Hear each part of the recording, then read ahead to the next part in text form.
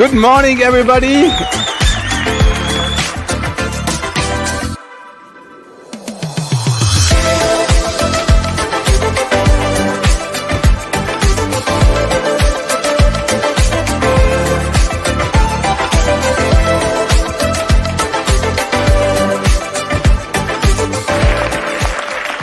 We created the Just product to advance product itself. We wanted to have the local community to meet and connect, but also learn from the leading minds in product.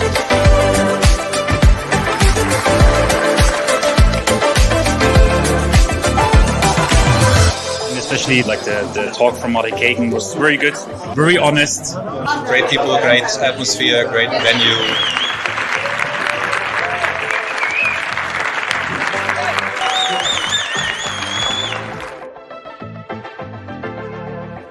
I was pleasantly surprised how easy it was to talk to people here. The heart of Munich, to be with all these awesome product managers. I can't just say I'm looking forward to the next time.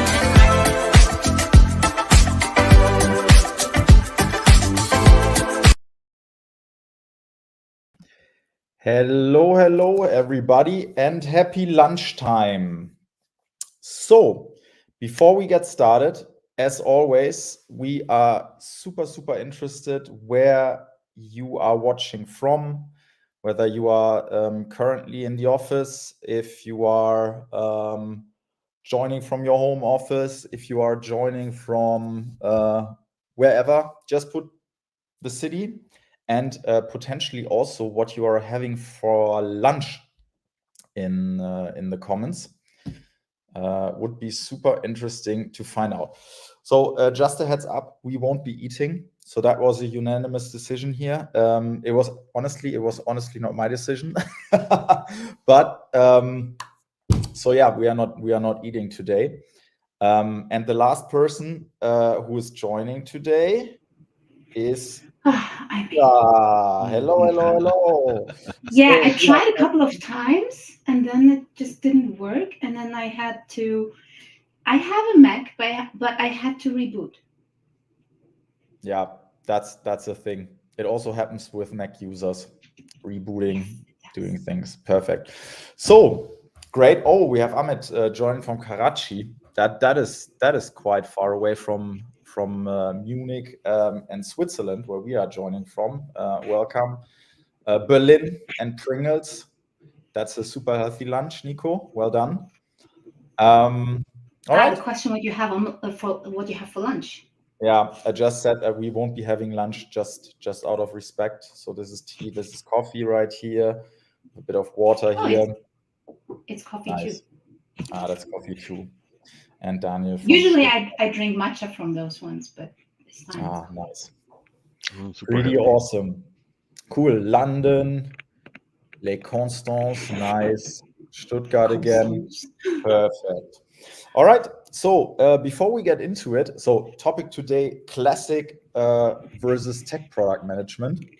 So maybe we just start with a short introduction round. And before I introduce our beloved guests, Bishra and Ulf, in the wrong way, I will let them introduce themselves. Bishra, do you want to get started? Hi. Yes, let's do that. So I'm sorry I'm late. Let's start with this one, which is super bad when you're in Switzerland because I'm originally from Berlin. And my parents are from Turkey, so for me, time is an emotion. Time is relative, but in Switzerland and Germany, I know it's not that way. So sometimes it's tricky. Anyways, great. I'm a product management trainer and coach and educator, as I call myself, because I love helping others to understand the craft better from a more applicable and practical point of view, because there's so much theory out there, right? And why I'm focusing so much on the applicability of everything and making abstract product management theory more tangible is because I have been in product management myself for, I don't know, I started as a product manager. My career background is super boring. I always was in product management somehow. So apologies, no great story to tell here. And that's like I don't know, 13 years, I don't know, something, whatever. And I had a hard time figuring out how to do product management because back then there was not so much literature on it, and even if there was literature, it was literature, so nobody to actually help me understand how to do it in practice, right? And because it was so difficult for me, exactly, because it was so difficult for me, I said, okay, I will make it a bit less difficult for others. And that's kind of my story. And that's why when you read my stuff or see my talks or whatever, you'll see that it's all from the very practical and applicable point of view. Should I already say in which of the pods I am, Sebastian, the ones that you announced? Yeah, maybe everybody in the chat can guess. So we have three perspectives here today. So we have one person that has only done digital. We have one person that has been in both worlds, and we have one person that for most there. Now I have to be careful with the pronouns. Has been for most of their career in the classical product management world. So, is Bushra digital, classical, or both? Maybe you could just put it in the chat. Would be interesting to see. All right, Ulf, stage is yours. Okay, then I'll keep that fact for myself for a couple of minutes still. Yeah, I'm a product coach too. So like Bushra, I've been in product management also all of my career. So like 20 years in operational product management positions. I will not tell now where. That would be smart. But, that would be smart. But I very much relate to didn't what do it. yeah. But I can very much relate to what Bishra said. When I started, there wasn't really much knowledge, and you get trained on the job. And when you said there wasn't a lot of literature, that kind of I could relate, because there was one book that I bought back at that time, and this was it.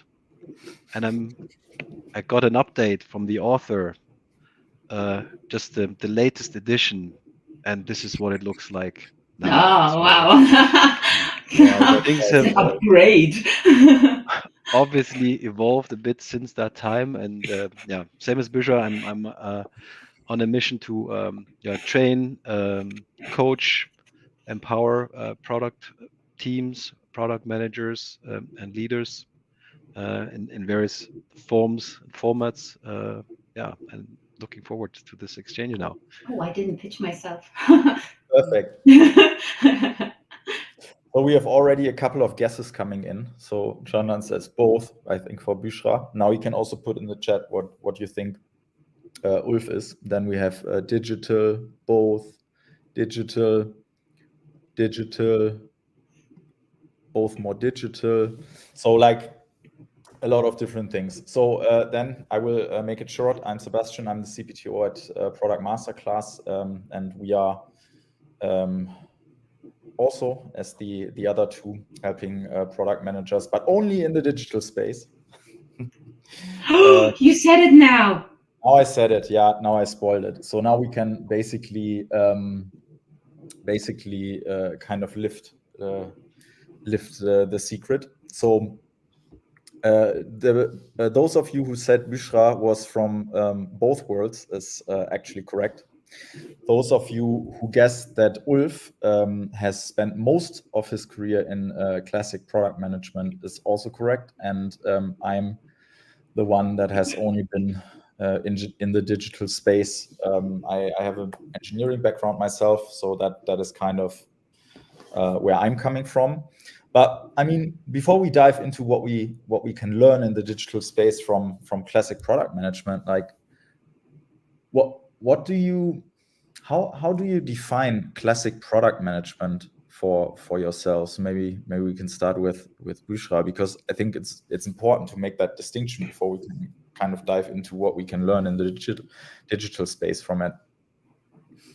Yeah. So basically, and that's something that many people seem not to know, there are two streams of product management that, let's put it this way: product management has a history in two streams. The one stream is that it comes from marketing. The other stream is that it comes from tech. So basically, classic product management, what I understand under the term classic product management, is the stream that comes from marketing. Don't ask me on historical dates or years or whatever. I was really bad in history because of exactly that, right? But I know what happened in which chronological order. So basically, it evolved from the classic role of brand management. So there was a brand manager at one point, and then from this brand manager, the product manager function evolved from those 4 P's of product, right? So pricing, the product, pricing, packaging, and placement. And product is only one of those 4 P's, and one discipline within the whole marketing department. And this is also where I started my career, as part of a bigger commercial marketing either department or like in partnership with marketing, but we were seen as one function under marketing. And under this function, or as a product manager and as a product management team under this function coming from the marketing stream, you have, yes, different responsibilities and different tasks than when you come from the tech scene. So how did that happen? Like from the tech world, yeah, we know all about the Agile Manifesto and so on and so forth, right? But there's a reason why we as product people feel a bit lost in the tech in this tech stream, because in the end, I don't want to say too much now. I'm not sure if there are other questions that you want to ask, but basically the history is that there was a gap between business and tech, and not my words, right? But quoting, business was fed up talking to tech. Not my words. Are you quoting me now? I don't want to say who I heard it from, but I hear it from a lot of perspectives and from many people. Oh, we don't want to talk to those tech people and so on and so forth. And tech at the same time, in the same direction, right? Oh, these business people are really weird and kind of, right? And in the end, basically, what happened is that the group of people who created the Agile Manifesto and so on and so forth, they wanted to have someone that they can ask questions, right? Someone who's there for them and knows how the client knows the client view. And that's also the same perspective with extreme programming, right? It's so important to have the client view in the development. And in the very, very first version of the Scrum Guide, it was even saying the PO is a role.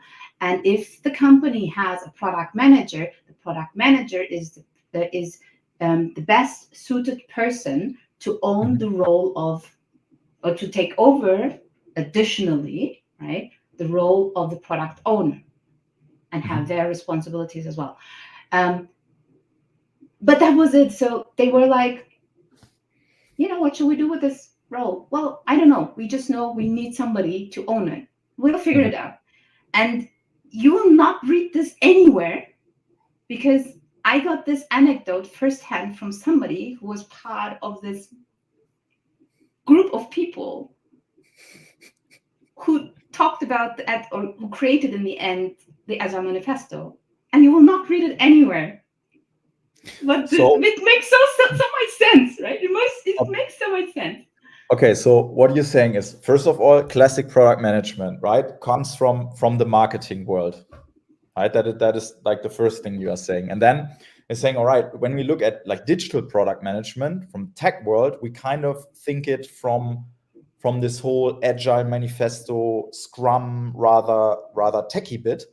And even though there was somewhat the idea that we need someone who is the voice of the customer or is more kind of market centric, there was which is good. Yeah, I mean, obviously that's good, right? But then there was no specific mentioning of this should be like a product manager that is kind of doing it, and maybe that kind of starts us off in the right direction of what we can actually learn. So I'm always under the impression, right, especially for instance when talking to Ulf, right? So we've established that Ulf is rather from a classical product management background. And I'm always under the impression when I talk to people that have spent a lot of time in more classical product management roles that they are not as delivery focused, really, but they are more market and marketing focused. They're taking care more about like pricing, about the market side of things, about the business side of things, and maybe looking even at the business model, what, to be honest, digital product managers rarely do. Like, I hate to say that, but they rarely do that. And I mean, Ulf, like I mean, you coming from like the more classical world, like what would you say is what would you say can be learned for the digital space from this kind of more market centric behavior? And what kind of tools you would recommend using, or what kind of perspective you would recommend going into as a more digital person?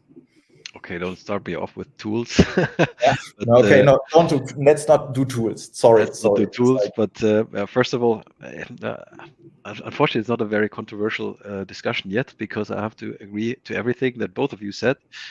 If you ask my perspective, yeah, true. So I'm from a classic background, so I was most of my time actually working in sales companies, like European headquarters of big international companies. So in my role, I was mostly closely related to sales, and that led to the fact that I had to develop a very entrepreneurial mindset, and that's what I think is also kind of the core of kind of the classic approach, that you take the role of an entrepreneur inside the company, and ultimately the role of the entrepreneur is you have to create business. I mean, in the end, it's revenues, it's profits, it's growth. Of course, you're in love with your products too, but ultimately, it's kind of the business side that is super important. And yeah, So what you're saying is you were basically doing sales. Sales was definitely part of my role. So I was definitely doing a lot of internal sales. I was putting myself into the shoes of our sales guys a lot of the time, spending a lot of time also with them, going out to clients in order to really also get to know the customers, get to know and understand their needs. There's, I don't know who coined that phrase, but there's one description about the role of a product manager that I really, really like, which is the product manager should be the champion of the customer problem inside the company. And I felt like whenever I strived to be this customer, or this champion of the customer problem inside, that's what I felt I could leverage my role in the best way. Yeah. But I mean, that's actually interesting, because when you look at, for instance, the digital space, what I see a lot and what we see a lot is that product managers, or if they're called product managers, sometimes they're called product owners, even like as a job title. But I mean, Usha has mentioned that really shortly as well. I didn't want to go into it because I mean, I feel that we would otherwise fill the hour up with a discussion around that. But what you're essentially saying is that you spend most of your time talking to customers, advocating for customers, talking to sales, working with them in terms of marketing, working with them in terms of pricing. You did market research, you did customer research. So how positioning. You even work on positioning. So how much time would you say, like if you would say like a percentage, like how much time percentage-wise would you spend there opposed to in delivery topics? Who do you ask? I can I don't know. You I'll can just both start off. I answer. mean, just reflecting on my roles back then, delivery was mostly like communicating requirements into the product development team or the R&D department, and that was quite some time. Those were long meetings, working for a Japanese company. You can imagine, very long meetings with a lot of people. So not the most efficient way, maybe. But overall, that was maybe just, let's say, 15-20% of my time. If I take everything, like preparing for these meetings, following up the meetings themselves, the related traveling, maybe 15-20%. So what you're saying is it's like 1/5 of your time. Like, Yes. Essentially, what happened in product development, unfortunately, also to some extent was a black box. So we were putting in our requirements. There were updates in between. We were trying to influence, but we were not steering development. We were just trying to influence and make sure that the voice of the customer and the market was heard, and that they are aware of what competition was also doing. And that is, if I may add to that, exactly a conversation, a very tough conversation that I keep having with different types of people coming from tech, coming from business. It doesn't matter. So there's a lot of blame on product management. Oh, by the way, when I say product manager, I also mean product owner. I really don't care. I use them interchangeably because the intention was that they're doing the same. That it works differently now. It's a different topic, but for me, they're the same. I don't care. When I say product manager, I also mean product owner. One of the very tough conversations that I keep having is that there's this blame on product management, and it kind of happened here in the chat a little bit as well. There are probably as many types of product management as there are companies having product management. So kind of, it's not exactly what I'm going to say, but there, like the first part of it is something that a conversation that I keep having. There's this blame. It's not clear what product management does. So in one company it does this, in one company it does that. It's so stupid, nobody knows what they are actually doing, and actually whatever they do is wrong, right? So it's wrong that they define what should be built. It's wrong that they do not define what they should build. It's wrong that they work on pricing. It's wrong that they do not work on pricing, right? So it's this endless discussion. And what I want to say is product management in itself is a discipline with long history, with roots that are very, very far, like 100 years or something. Again, I'm not good with dates, but I think it's already 100 years. And therefore, yes, the responsibility of a product manager or of product management in a company is different depending on the resources they have, the size they have, the budget they have, the people they have, right? And the roles that they can afford to have. And in that case, when we say product management, I'm not saying product manager, but product management, it's good that there is not a very specific limitation of what product management needs to do. There's the outcome that product management needs to provide, which is product success. And product success is something that creates value for customers and business. And that's what always has been front and center in product management, in the classic world as well. What we were doing was not right. Was not wrong. How we were doing the things was wrong. That's my personal opinion on that. So when I remember my time at Telecom or iGuildus, we were in this black box and we were just, doing concepts and maybe this, maybe that. We did, however, have research. Or we did do research, and we had market data, and we had customer data, but it was more like this waterfall type of thing, right? So you do big research up front, and that's it. And then whatever you get from there, you kind of try to figure out what it tells you and try to make sense of it. And then you create this concept, and then you throw it over the fence. And that's the bad part, right? Not what we were doing, because we were doing it. We were doing research. Nowadays we call it discovery, whatever. For me, it's the same. If we call it discovery, exploration, research, we were calling it research, but exploration, discovery was part of it anyways. And we were doing it, but this step-by-step thing was the wrong thing. And therefore it is good that we now, with the digital or tech evolvement, that we are now doing it in those rather mini waterfalls that we call iteration than this big one waterfall, right? So that's already way better. Yeah. Okay. All right. Okay. Let's kind of like sort this a little. Right. So maybe one follow-up question. So when you were like still working like in service product management, like how much time would you say did you spend in delivery versus all the research and customer and business facing activities we were just mentioning?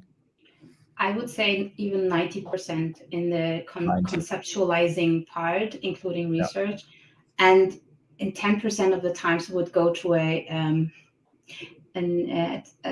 yielded it was a Prince 2 project manager, and then we would basically talk to her, and she would figure out with the engineers or with whoever it was who would change the service packages, how to make it happen, basically. Then she would come back to us. Whenever I hear Prince, it gives me the shivers. But anyways, it's like, but okay. So to some Prince 2 was the hottest shit before Agile. Nice. I'm gonna get my PSP 01 now. Okay, all right. Let's sort this a little. So what you're both saying, like from what you're both saying before we jump into, because there's also a lot to be learned from the digital space, obviously, but what we are both saying, and I guess maybe you can also have that in the chat for a bit, just to get like a feeling. Are you people all in the tech or digital space, or are some of you in the more classic product management space? Because I think that then we can steer a bit where this conversation is going next. But what you're essentially saying is spend more time in the market with your customer, because that's what we did in big quotations back in the days, or like in the classical world as well. That's like by definition what product management is in the classical world, that you spend a lot of time figuring out the market, that you are spending a lot of time with sales, you are spending a lot of time with marketing, you are thinking about things like positioning, pricing, all these things, to be honest, that in a more digital space fairly often functions like business development, marketing, and sales are thinking about, right? So that's the essence. We were even creating marketing material. You too, Ulf? Yeah, sometimes, yeah. But definitely giving a lot of input. But I'd add one thing, Sebastian. I mean, I created a whole sales presentation, and then it made a round, and like 3 weeks later, somebody sent me a sales presentation, said, "Oh, look at this! This is super cool. I don't know who made it, but it's super cool." And it was mine. Yeah, thank you. Yeah, but no, I wanted to add one thing, Sebastian. So you said spending a lot of time in the market and with customers, understanding their needs. The other thing that's I think often then forgotten, because I mean obviously there's a lot of discussion now about discovery versus delivery. What's forgotten is the business part, really. That's what I see. The discussions often fall short. So definitely one important aspect as well, and that's an important aspect for me as a product manager. You're an entrepreneur. You take ownership for your product. You take ownership for the success of your product, and success ultimately is measured in business terms. All right, then let's talk about this for a minute, because I also have an anecdote about that. So about 5 years ago, I was at the product tent with a friend of mine, and he gave a talk. So I'm going to keep that anonymized now, but like, so after the talk, he was asked whether what his KPIs are for ultimately for product success, and he said, I mean, while there are obviously leading KPIs, our ultimate KPI is revenue. And then basically half of the audience, on 80% of the audience, I looked around, they were kind of disgusted by it, because it was the time where there was like a lot of free money, a lot of venture capital basically lying around, and people were doing like super fancy, super producty stuff in their companies, and nobody really had to think about revenue. And I can remember that I was confused at the time, that people got so disgusted. And maybe now we can kind of jump a bit into the business side of things. So when you are saying Ulf, business side, or like spend more time thinking about the business, what do you actually mean by that? Yeah, ultimately it's those hard metrics that count. I mean, we are currently in a time where jobs are being cut, so everybody feels it, everybody sees it around, and that's the result if products are not successful, if they're not performing. I mean, obviously now it's not that not only related to the products, there's macro factors around that influence, but this is something that a product manager should see coming, kind of, because yeah, he's taking care for what's happening, how are his products performing, what are the economic developments around that influence success of your product, what are the factors, what are the competitors doing, how healthy is the whole business looking. Yeah, I totally agree. I mean, that's the market view, right? So when we say market, for example, that's another observation that I have. When I say market to a product manager who's only been in the digital world, then they say, like, they actively either ask if the customer is also meant with that, or if or they add kind of, yeah, market and customer. And when we say market, we the customer is part of the market. It's a fixed part of it. We would never ever not think of the customer, because when we say market, then it's part of it, right? And I totally agree with Ulf. A product manager should be aware of what's happening in the market, what is happening economically, what are the trends right now, what are signals, what do signals tell us about the future that is coming, and always have an eye on what's happening, and then try to steer the product. I'm saying try because I'll get to that, to steer the product or prepare the product for what's going to happen in the future, right? Why I say try is, reality is that many product managers don't have this lever because they're kind of trapped in the everyday hustle, right? And they are trying to get the stuff done that is happening at the moment, and that is already quite a lot. I mean, everybody knows how our accounts look like, right? And while they're doing that, how should they have the time to also have a look at the market and understand what's happening, and then also get the resources, right? So the approval, the budget, the people to actually prepare for what's coming next, right? So they don't, and therefore, yes, they should have an eye on it, and maybe they can try to discuss and lay down their arguments towards the management, what they are seeing, what's coming, and then have a more, I don't want to say eye level discussion because, you know, hierarchies, but like more kind of like the business type of discussion. And in the end, yes, revenue is the ultimate KPI. What we are trying to do with product teams is that we are trying to break them down into product KPIs so that we can work with them. And we try to find the correlation between a product KPI and a business KPI, so that we can say, when we move this, and we will move that too, because otherwise there's no way we could actually prove our impact, right? Because anyone has an impact on revenue. Even if you don't do anything, there's an impact on revenue, right? So I mean, when we're talking about the business side, you both said a product manager should know what's going on, not only with its customers, but in the broader market. So basically also looking at trends, really. So try to anticipate where the market is going next.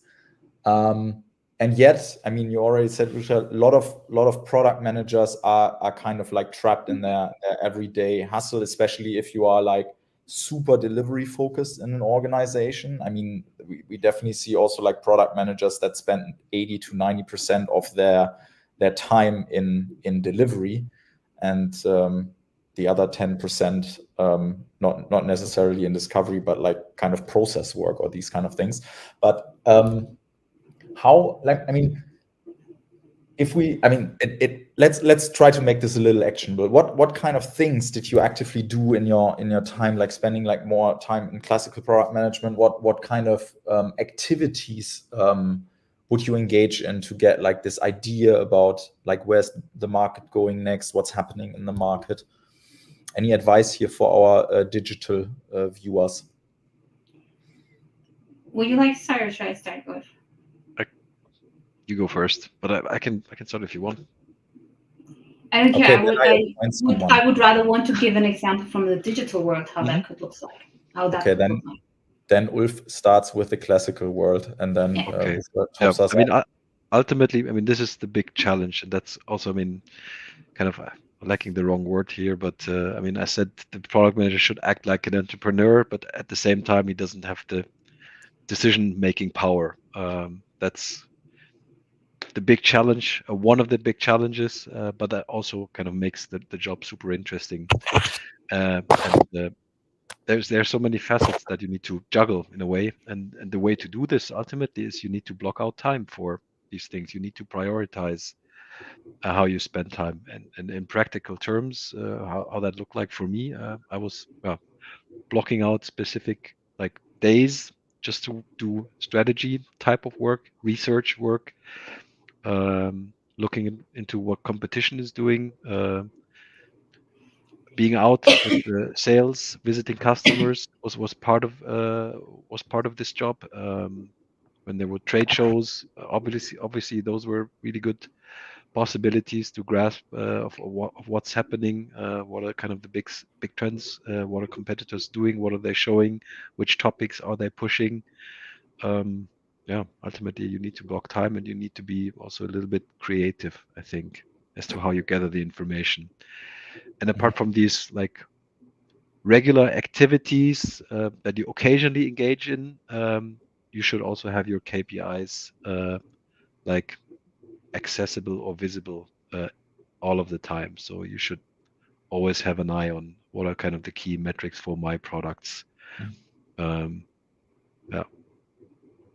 So, I mean, that is, so basically your point or your recommendation would be like definitely block time, and then not only spend time like on your computer researching stuff, but basically get out of the building, spend time with customers, spend time in places where you get a feeling where the market is heading. I mean, you mentioned trade shows now, but I mean, there's like a lot of different other possibilities to do that, obviously. All right. Yeah. So plus a dashboard. I mean, be on top of your figures. Yeah. The key metrics. Make sure that you always got your KPIs top of mind, ideally on a dashboard, and so that you can look at it daily. Yeah, makes sense. Makes a lot of sense. All right. So I think Bisha already had like an example from the digital world. I mean, although I have to say, like, I mean, trade shows, that always, when people say that always sounds like super old school. But to be honest, I've seen people have like big successes doing trade shows nowadays as well, right? So because there's also, especially if you are in a particular industry where there is a trade show, that's always like a good kind of touch point to see what's going on in the market. It's still a thing with physical products. This is definitely still a thing. Yeah, but I've seen it also like with tech product managers doing it, right? It's this. I mean, it sounds really old school, but it's still helpful. I mean, it's very helpful still. It's super helpful. Can you hear me? I had to switch microphones. Yeah. Okay. All good. So examples from my side is thinking at my time at Doodle. That was a time when I was allowed to think again, I'd say. Yeah, I had like other employers before, but that was the tech world where you, as a product, I had to unlearn a lot, not to do the things that I was used to do, kind of.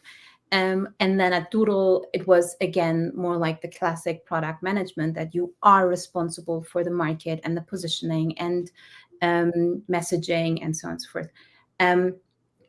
So what I can recommend is definitely a Google Trends search. Like when you don't know where to start with that. Google Trends search, any kind of other website that you use for analyzing trends. I mean, there are multiple now.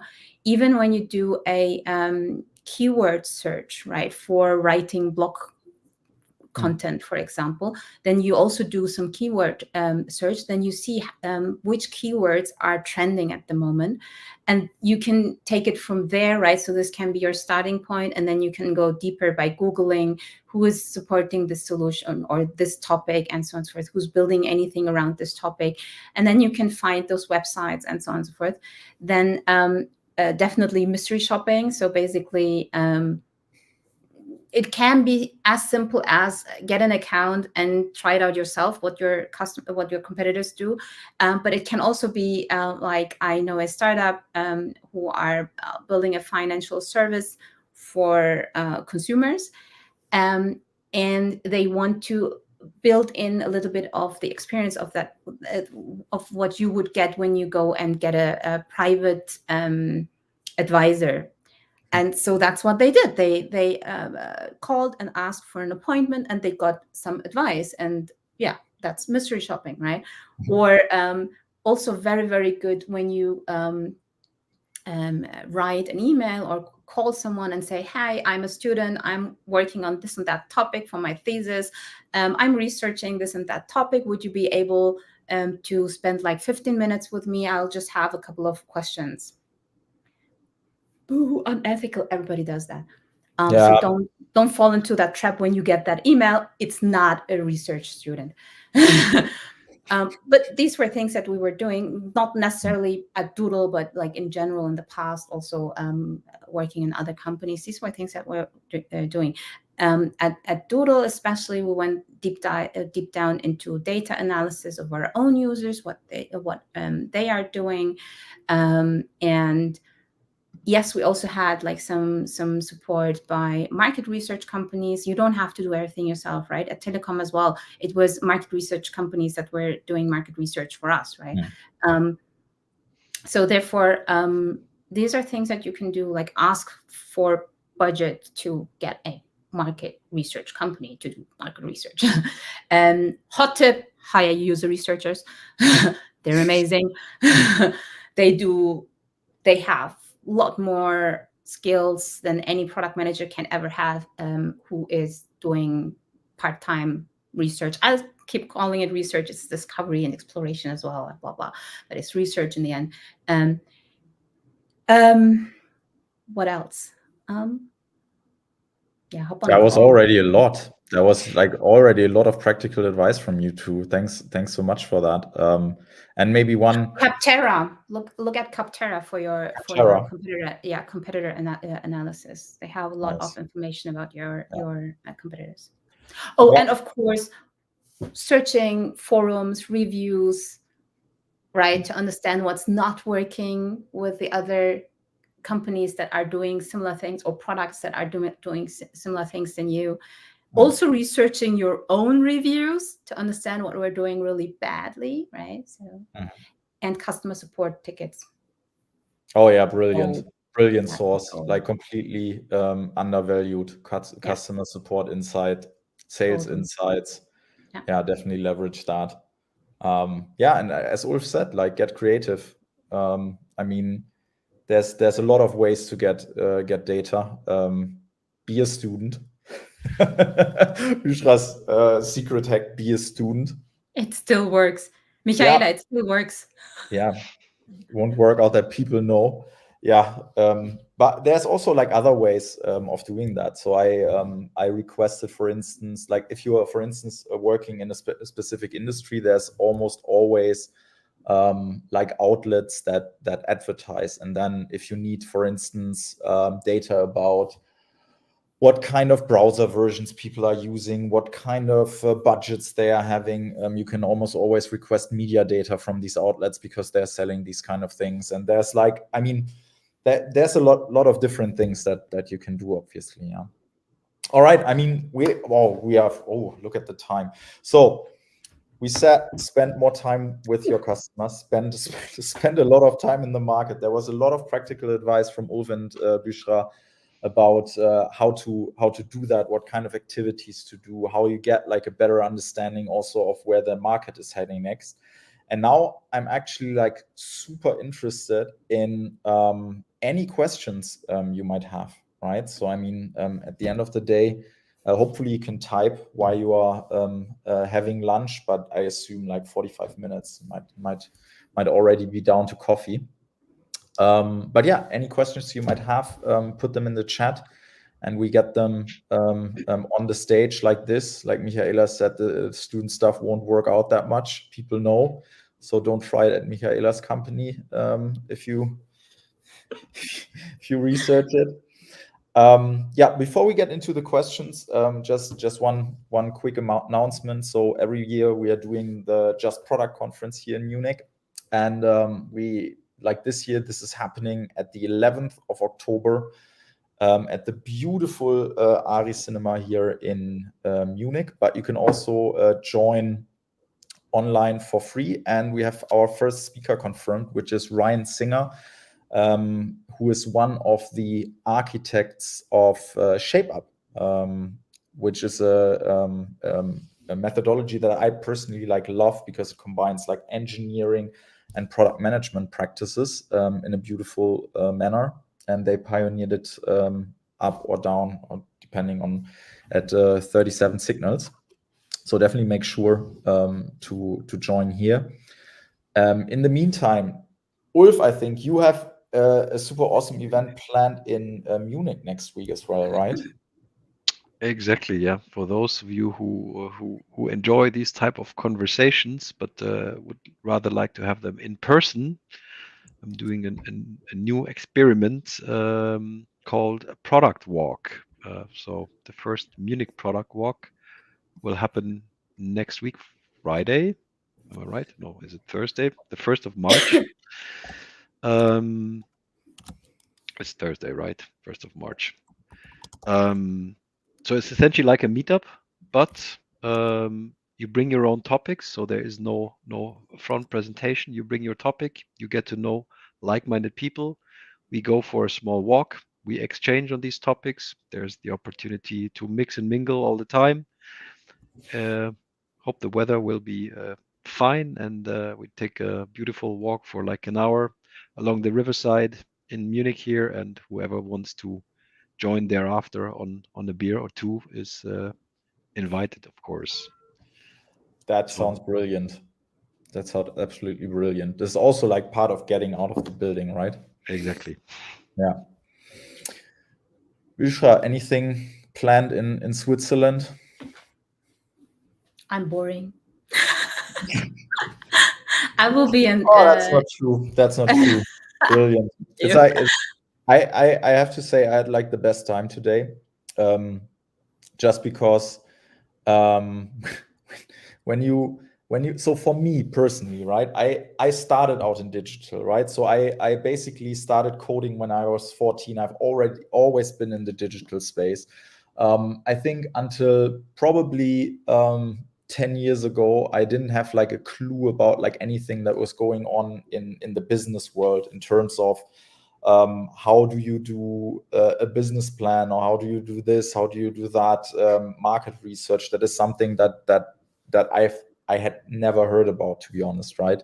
And that's why it is so brilliant having two people here who basically have spent time also in a world that is not only digital, and have obviously learned it. I mean, you said it, Bushra, there's obviously also things that this world can learn from the digital world. This is something we didn't really get into now, but at the end of the day, I think the message today was quite clear, I guess, right? Spend more time on the market side of things, spend more time with your customers, spend more time understanding where your market is going next, what your customers really want. And then I'm not saying that's gonna like solve every problem in the world, but it's definitely getting you there. And if you are now thinking, oh wow, I'm spending about like 80% time of my time in delivery, then definitely make sure to work with your engineering team that this changes, because at the end of the day, you are only useful to them if you are what we have what did you say, Ulf, the champion for the customer problem. Or the voice of the customer, and the if you have these kind of insights into the market. And yeah, And definitely. maybe if I can add, oh yeah, Go ahead. you say first. I think you wanted to make a comment on the comment here, right? Exactly. So there is no Yes. name, but somebody's asking when we start for the walk. So Sebastian added the link already in the chat. So if you follow the link, you'll come to a LinkedIn event where you find the venue and also the route that we will take. So we'll meet up on the 29th, correction. So Thursday was correct, but that's the 29th, next Thursday at 5 o'clock in front of the Müllerschen Volksbad. So it's quite close to Isartor. Nice. Yeah, and now maybe one more thing to add. I have also, like, I have studied industrial engineering and management, and I had 3 majors, one being marketing and innovation, one being software engineering, the other one technical quality management. Perfect thing to study if you want to become a product manager. It happened by accident. I just followed my interest, right? But what I actually wanted to say is there's a lot of actual theory, like research, scientific research behind a lot of market-related, business-related, and customer satisfaction-related topics that are not new, but have new names. And companies spend a lot of time complaining about all the new stuff, but it's actually not new stuff, right? So that's another hint that I can say, like, find those topics and read about it. Like, I haven't seen any single digital product manager who knows the unsolved matrix. I haven't seen a lot of digital product managers who work with us or who do a SWOT analysis. These are basic theories and applicable frameworks, or the Porter's 5 forces, right? I've seen it so rarely, let's say. Maybe I have seen one and forgot it. I don't know. You're right. So it's really rare. And that's another thing, right? If you want to climb up the career ladder, if you want to become a product leader, business is becoming more and more important. So you have to know these things. You will not become a product leader if you don't know business, and it does not equal revenue. When we say business, then we think, oh, it's all about making money. No, business means we understand how we work in the environment that we are in. We define the market. The market is the combination of customer, the players in the market. We are one player of that market. The competitors are the other player of the market. Region, in which region are we? The whole bullying about market segmentations based on demographics. There's a reason why we do that. Yeah, I agree. It should not be the primary source for market segmentation and creating personas, because that is really useless. But it's part of understanding who to attract with what, right? Because Gen Z is different than the baby boomers, and they, like, behind those personas, there are demographics, right? And yeah, somebody will come up with a Prince Charles versus Ozzy Osbourne thing. Yeah, of course. And that's why I'm saying it's not the primary and only source, but we were doing segmentation, or we were using demographics on top of behavioral segmentation. So we were doing it already, right, in the classic field. So read up on the theory, read about the technology acceptance model. I bet nobody of you heard it. I wrote my thesis on that. I wrote my thesis on the game Second Life, and it was super cool. Anyways, but you know, What, Second Life? Yeah. Is that is basically the metaverse, the first metaverse, right? The first metaverse, exactly. And yeah, read up on the technology acceptance model. Nobody knows that, right? There is so much theory. Critical to quality. We talk about KPI trees, driver trees. Somebody's like, yeah, this is so super fancy. It's a critical to quality tree. It's part of Six Sigma, I think, even. I'm not 100% sure, but it's part of the whole chapter of technical quality management that also has a very, very long history, right? Look up critical to quality trees. It's all there. It just has a new name now. It's not new, it's old. So please, companies, leaders, it's not new fancy stuff from the new kids on the block. It's old stuff that we are still trying to make aware that this stuff works. So basically, we are repackaging things that we already know that is working, whether you call it customer or whether you call it customer research, product discovery, product research, whatever. At the end of the day, it's about knowing what your customer needs. I think we could get like in a the Deming cycle. Way longer conversation, and I agree with everything you just said, Bushra, except one thing. And that is about segmentation. I really don't believe in segmentation by demographics. It's but something that you do on top of it. Yeah, I don't agree. I don't believe on segmentation purely on demographics. That is bullshit. Okay. That doesn't help you. Okay, next time we should definitely think about like a topic that we can argue more about. That's for sure. Because I feel this has been way too harmonic. I think, I mean, maybe that has been nice to listen to, but it was not. It was very harmonic, and yeah. Next time, I would definitely enjoy having lunch with the two of you, and we take a topic that we can really fight about. So this was basically Prod Masterclass lunchtime edition, and next time we do Fight Club edition. Oh yeah. Next time we do Fight Club edition. There's a question in the chat if we all right have time. Yeah, let's take that one. I think the business KPI objectives like revenue and so on should guide our discovery and help us define what to discover and explore, what's the problem exactly, and then discover how to solve the issue. Don't you agree?